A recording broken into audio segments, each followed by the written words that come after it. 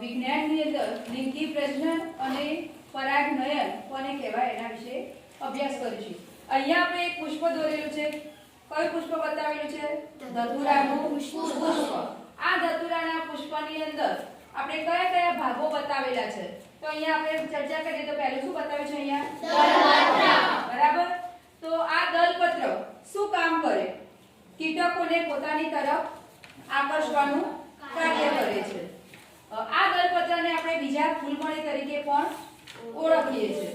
બીજું અહીંયા બતાવેલું છે પુકેસર. બરાબર. તો આ પુકેસર એ વનસ્પતિનું નર પ્રજનન અંગ કહેવાય. કયું પ્રજનન અંગ? નર પ્રજનન અંગ. બરાબર. આ પુકેસરની આકૃતિ અહીંયા આપણે એક અલગથી બતાવેલી છે. આ પુકેસરની અંદર મુખ્ય કેટલા ભાગ જોવા મળે છે? બે ભાગ જોવા મળે છે. પરાગાશય અને બીજો કયો છે? તંતુ. આ પરાગાશયની અંદર શું ઉત્પન્ન થાય છે? પરાગરજ ઉત્પન્ન થાય છે. ત્યારબાદ અહીંયા એક બીજો ભાગ આપણે બતાવેલો છે સ્ત્રીકેસર. આ સ્ત્રીકેસર કોને કહેવાય? તો સ્ત્રીકેસર એ પુષ્પનું માદા પ્રજનન અંગ છે. આ સ્ત્રીકેસરની આકૃતિ આપણે અહીંયા અલગથી બતાવેલી છે. સ્ત્રીકેસરની અંદર મુખ્ય કેટલા ભાગ જોવા મળે છે? 3 ભાગ જોવા મળે. તો સૌથી સ્ત્રીકેસરની ટોચ પર રહેલો ગાદી જેવો ભાગ જેને શું કહે છે? પરાગાસન કહે છે. આમ ત્યારબાદ એક નળી જેવી આપણે જે રચના બતાવેલી છે એને શું કહેવાય? પરાગવાહિની કહે છે. અને નીચે શું બતાવેલું છે? અંડાશય. બરાબર. આ અંડાશય અને એની અંદર બતાવેલું છે અંડક. બરાબર. આ સ્ત્રીકેસરના ભાગો છે. ત્યારબાદ અહીંયા આપણે જોઈએ કે એક વજ્રપત્ર. તો આ વજ્રપત્ર શું કામ કરે? પુષ્પનું કળી અવસ્થામાં જ્યારે હોય ત્યારે રક્ષણ કરવાનું કાર્ય કરે છે. તો આ ધતુરાના પુષ્પની આકૃતિ આપણે બતાવી. તો અહીં આપણે જોઈએ કે પુકેસર એ કેવું અંગ કીધું આપણે? નર પ્રજનન અંગ. અને જ્યારે સ્ત્રીકેસર છે એ કેવું અંગ છે? માદા પ્રજનન અંગ.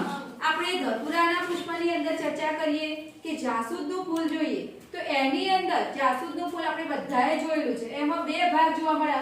આવું સ્ત્રીકેસર પણ અંદર જોવા મળે છે અને બીજું શું જોવા મળે છે? પુકેસર પણ જોવા મળે છે. તો જે પુષ્પની અંદર પુકેસર અને સ્ત્રીકેસર એમ બંને જોવા મળતું હોય તો તેવા પુષ્પોને કેવા પુષ્પો કહે છે? દ્વિલિંગી પુષ્પો કહે છે. કે જે પુષ્પની અંદર પુકેસર અને સ્ત્રીકેસર બંને જોવા મળે છે તેને દ્વિલિંગી પુષ્પ કહે છે. ઉદાહરણ તરીકે ધતુરાનું પુષ્પ, જાસૂદનું પુષ્પ, આ બધા કેવા પુષ્પો કહેવાય? દ્વિલિંગી પુષ્પ કહેવાય. જ્યારે કેટલાક પુષ્પો એવા હોય છે કે જેમાં ફક્ત શું જોવા મળે છે? કાં તો પુકેસર જોવા મળે અથવા તો સ્ત્રીકેસર. ગમે તે એક જ પ્રજનન અંગ જોવા મળતું હોય તો એવા જે પુષ્પો છે એને કેવા પુષ્પો કહેવાય? એકલિંગી પુષ્પ કહે છે. ઉદાહરણ તરીકે એકલિંગી પુષ્પની અંદર આપણે એના ઉદાહરણ આપવા તો મકાઈ, પપૈયું, કાકડી વગેરેની અંદર તો પુકેસર જોવા મળે અથવા તો સ્ત્રીકેસર જોવા મળે છે. માટે એ કેવા પુષ્પો કહેવાય? એના જે પુષ્પો આવે છે એ એકલિંગી પુષ્પ કહી શકાય. બરાબર. તો અહીંયા આપણે જોઈએ કે પુકેસરની અંદર શું હતું? કયો ભાગ બતાવેલો છે આપણે? પરાગાશય અને બીજું તંતુ. બરાબર. તો આ પરાગાશયની અંદર ઉત્પન્ન શું થાય છે? પરાગરજ ઉત્પન્ન થાય છે. અને સ્ત્રીકેસરની અંદર અને બીજા 3 ભાગો બતાવ્યા: પરાગાસન, પરાગવાહિની અને બીજું શું બતાવેલું છે? અંડાશય. આ અંડાશયની અંદર શું આવેલું છે? અંડક આવેલું છે. જે માદાજન્યુ એટલે કે અંડકોષ શું કરે છે? ઉત્પન્ન કરવાનું કાર્ય કરે છે. તો આ જે માદાજન્યુ એ ક્યાંથી ઉત્પન્ન થાય છે? અંડકમાંથી. અને નરજન્યુ પુકેસરની અંદર આપણે જોયું તો આ ઉત્પન્ન થાય છે. તો આ નરજન્યુ અને માદાજન્યુ બંનેનું જે જોડાણ થાય એ જોડાણને શું કહે છે? બંને જોડાઈને શાની રચના કરે છે? ફલિતાંડ બનાવે છે. એ ફલિતાંડને આપણે યુગ્મનસ તરીકે પણ ઓળખીએ છીએ. તો ટૂંકમાં એવું કહી શકાય કે લિંગી પ્રજનન એટલે શું? તો જેમાં નરજન્યુ અને માદાજન્યુ બંને જોડાતા હોય અને જે પ્રજનનની ક્રિયા થાય તેને કયું પ્રજનન કહેવાય? લિંગી પ્રજનન કહેવાય. અને અલિંગીમાં શું હતું? ગમે તે એક જ પિતૃ પ્રજનનમાં શું ભજવતો હોય, ભાગ ભજવતો હોય તો એને અલિંગી પ્રજનન કહેવાય.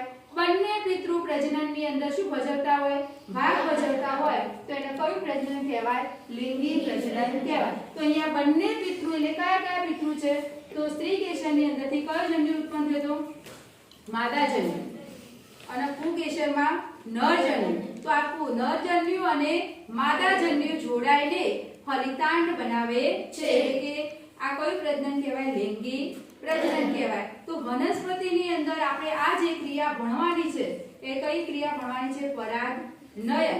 તો પરાગનયન કોને કહેવાય, બરાબર. તો પરાગનયનની અંદર અહીંયા આપણે બે ભાગ બતાવ્યા છે કે આની અંદર સ્વપરાગનયન થાય અને આમાં પરપરાગનયન. પરંતુ પરાગનયન કહેવાય કોને, તો અહીંયા શું બતાવ્યું છે કે પુંકેશર માંથી શું ઉત્પન્ન થાય છે, પુંકેશરમાં શું ઉત્પન્ન થાય, પરાગરજ. પુંકેશરમાં પરાગાશયની અંદર શું ઉત્પન્ન થાય છે, પરાગરજ ઉત્પન્ન થાય છે. આ પરાગરજ ક્યાં જાય છે, સ્ત્રી કેશરના ક્યાં જાય, પરાગાશન ઉપર જાય. તો પુંકેશરની પરાગરજ સ્ત્રી કેશરના પરાગાશન પર જવાની જે ક્રિયા છે એ ક્રિયાને શું કહેવાય, પરાગનયન કહે છે. શબ્દ સમજ્યા તમે કે પુંકેશરની શું છે, પરાગરજ ક્યાં જાય, સ્ત્રી કેશરના પરાગાશન પર જાય. તો પુંકેશરની પરાગરજ સ્ત્રી કેશરના પરાગાશન પર જવાની ક્રિયાને શું કહે છે, પરાગનયન કહે છે. આ પરાગનયનના અહીંયા આપણે કેટલા પ્રકાર બતાવેલા છે, સ્વપરાગનયન અને પરપરાગનયન. આ સ્વપરાગનયનની અંદર શું બતાવ્યું, તો અહીંયા આપણે એક પુષ્પની આકૃતિ દોરેલી છે. આ પુષ્પની અંદર આ સ્ત્રી કેસર બતાવ્યું. સ્ત્રી કેસરનો ટોચનો ગાદી જેવો જે ભાગ છે એને શું કહે છે, પરાગાશન કહે છે. અને આ બીજું શું બતાવેલું છે, તમે પુંકેશર બતાવેલું છે. તો આ પુંકેશરમાં અંદર શું ઉત્પન્ન થાય, પરાગાશયની અંદર શું ઉત્પન્ન થાય છે, પરાગરજ. આ પરાગરજ કેટલાક કીટકો દ્વારા, ભમરો, પતંગિયું વગેરે જેવા કીટકો દ્વારા એમના પગે ચોંટીને અથવા હવા દ્વારા, પવન દ્વારા ફેલાઈને ક્યાં જાય છે, તે જ પુષ્પના પરાગાશન ઉપર જાય છે. આ એક જ પુષ્પની અંદર આ ક્રિયા થાય છે. જે પુષ્પની પરાગરજ હતી એ જ પુષ્પ પર એ પરાગરજ એ જ પુષ્પના પરાગાશન ઉપર જાય છે. તો એક જ પુષ્પની પુંકેશરની પરાગરજ સ્ત્રી કેશરના પરાગાશન પર જવાની ક્રિયાને શું કહે છે, સ્વપરાગનયન કહે છે. જ્યારે અહીંયા આપણે આ જ આકૃતિની અંદર એક બીજું પુષ્પ અહીંયા બાજુમાં બતાવેલું છે. તો શું બતાવ્યું, આ પુષ્પની જે પુંકેશરની પરાગરજ હતી એ ક્યાં જઈ, બીજા પુષ્પના પરાગાશન ઉપર જાય છે. તો એક પુષ્પની પરાગરજ બીજા પુષ્પના પરાગાશન પર જવાની જે ક્રિયા છે એને શું કહે છે, પરપરાગનયન કહે છે. સમજણ પડી? તો અહીંયા પરાગનયન એના કેટલા પ્રકારો આપણે સમજ્યા, સ્વપરાગનયન અને પરપરાગનયન. સમજણ પડી?